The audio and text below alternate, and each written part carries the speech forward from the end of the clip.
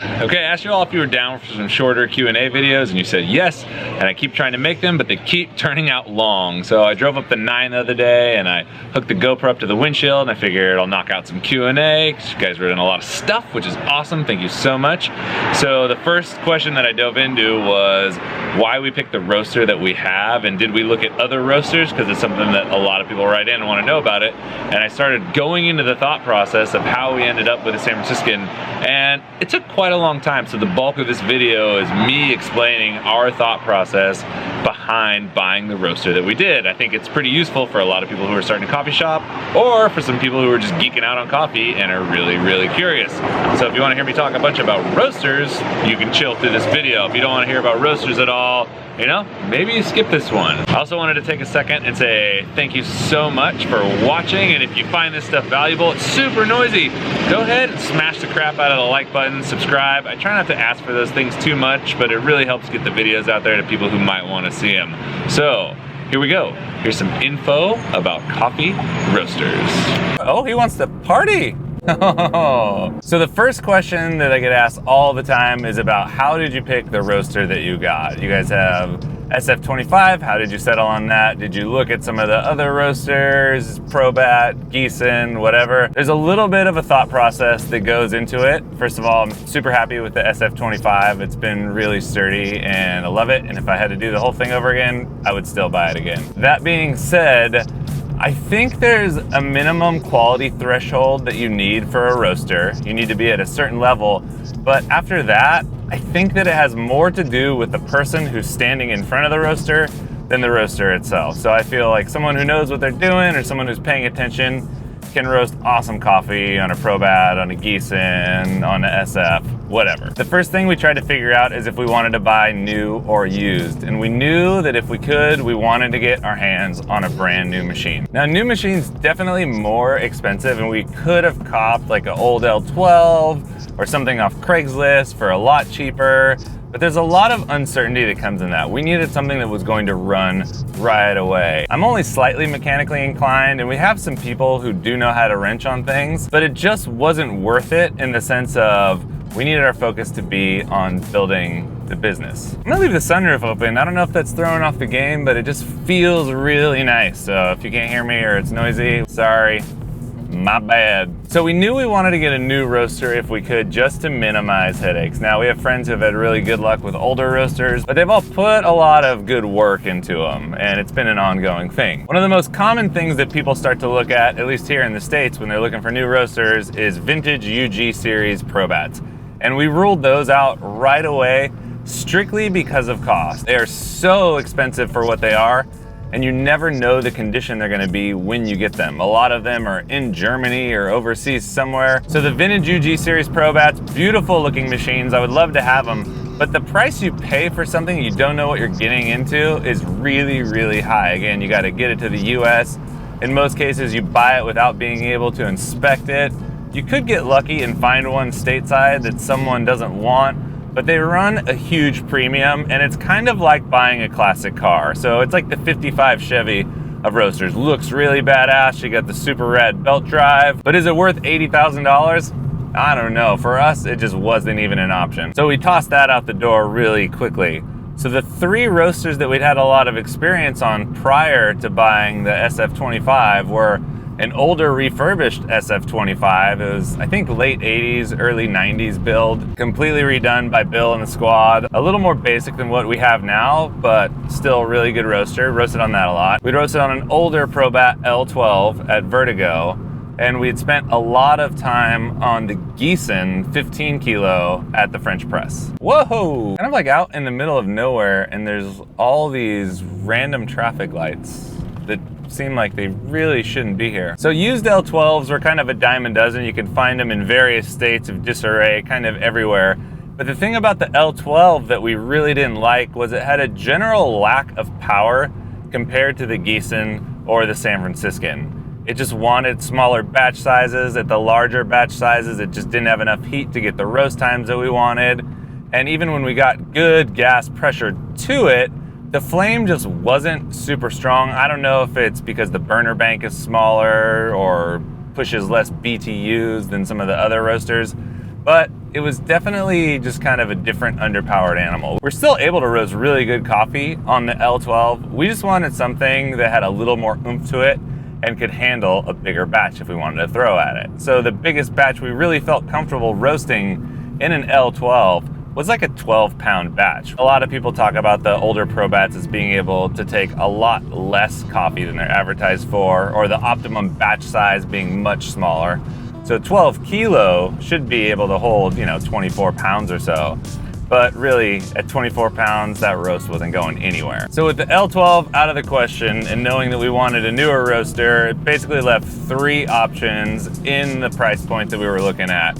So that would be the Probat P12, which is the newer version of the L12, the Giesen 15 kilo, and the San Franciscan 25 pounder. The P12 got booted from the mix pretty quickly, not because we have anything against Probat, they make great machines, but we gotten really used to using the variable speed fan on the Giesen, and it provided some really awesome results, so we knew we wanted something that had a variable speed fan. Another reason that the P12 kind of got kicked out of the mix is that we'd used both of the other roasters with good results, and we'd never actually roasted on a P12. And again, I'm sure you can make awesome coffee on it, but there's a lot of comfort that comes with buying something that you've used before and have been able to test it out. A roaster, it's like your biggest piece of equipment, so getting something that you really feel comfortable with is important. So we had the field whittled down to the SF25 and the Giesen 15 kilo. And they're both amazing machines and can produce really awesome coffee. So at that point, the decision came down to 2 really huge things: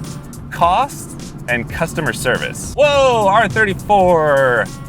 Audi R8, it's getting wild over here. Now the cost of the machines is pretty comparable, but for the same price, the SF25 comes with an afterburner where the Giesen does not. So with the Giesen, we need to pony out, I don't know, 20,000 more bucks for an afterburner. So getting an afterburner with the Giesen, and an afterburner is pretty much a requirement if you're in California and want to roast any kind of volume, would make it quite a bit more than the SF25.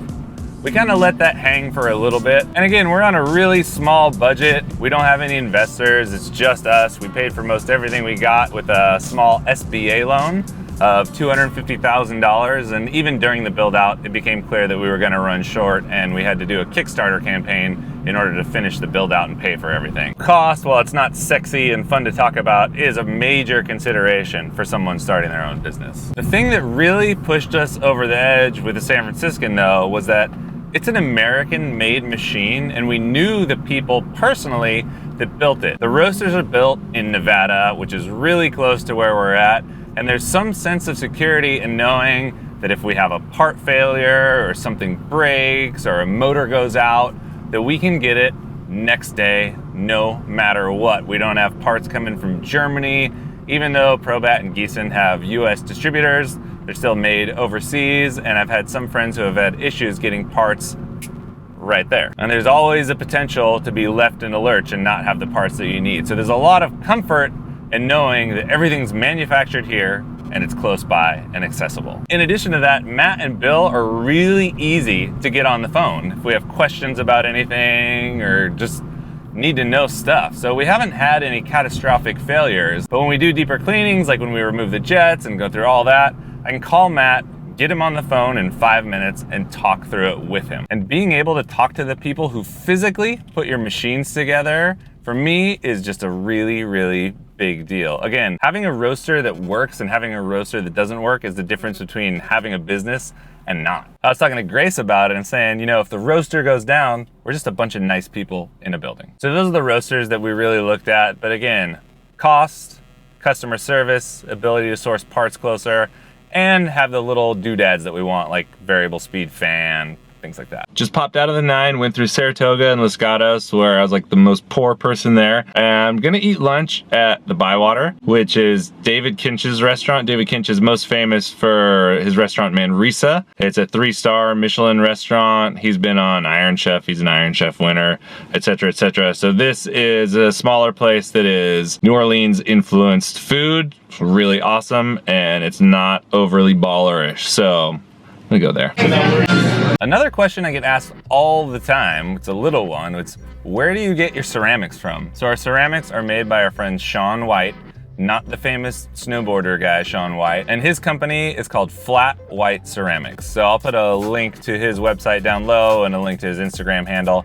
He is also a coffee roaster. We used to work together back in the day, and he's a really talented artist of all kinds. So he can do illustration, painting, he burns screens, he does basically everything, and he's got some really, really unique art. I love his style. And he just moved out of California up to Bend, Oregon, as everybody seems to be doing, to start his ceramic studio and do ceramics full time. So we started out with just 2 kinds of his cups, and we've just been adding different cups into the mix. So right now for us, he does his half white, which is like the Gibraltar Cortado sized, flat white, which is about 7 ounces. He does our diner mugs, and we just got our first shipment of his espresso demis, which are amazing. And then we don't even tell him what to give us. We'll just put in an order and be like, we need, 200 cups or 50 cups.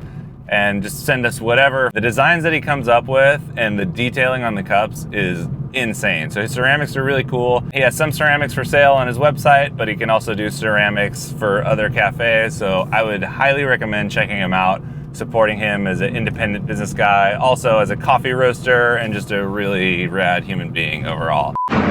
So tried to make it short, ended up being super long, but I hope some of that is useful information if you're looking for a roaster or just kind of want to nerd out on coffee.